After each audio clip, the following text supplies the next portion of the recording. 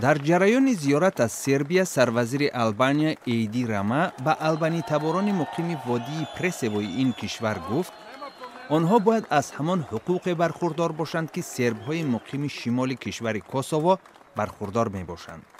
هنگام ورود به وادی مذکور تخمیناً 2000 آلبانی تبار به پیشواز راما برآمدند. آلبانی تباران پرسوو سالهای طولانی بهر مختاریت در داخل کشور سرب مبارزه بردند. در شهر سرایوو پایتخت کشور بوسنیا و هرزگوین بایگانی دولتی به مناسبت روز آشتی ملی نمایشگاه عکس‌ها را با نام روز آخرین جنگ یکم جهانی افتتاح نمود.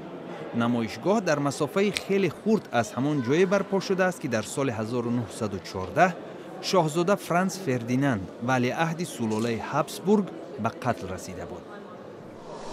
در قزاقستان 2 زن و 4 کودک در نزد قصر ریاست جمهوری در شهر استانا بازداشت شدند.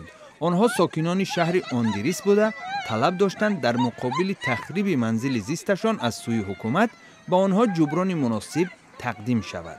این زنان میگویند پولی که به آنها داده شده است برای خریدن منزل مناسب کفایت نمی کند. جسدهای 5 شهروند افغانستان که هنگام عبور بحر سیاه غرق شده اند به کابل رسیدند. آنها می‌خواستند که به ترکیه مهاجر شوند.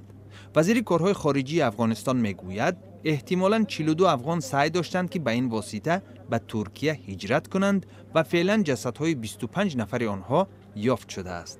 افغانستان از ترکیه تقاضا کرده است قاچاقچیان انسان را که مسئول فاجعه هفته گذشته میباشند به جوابگری کشد.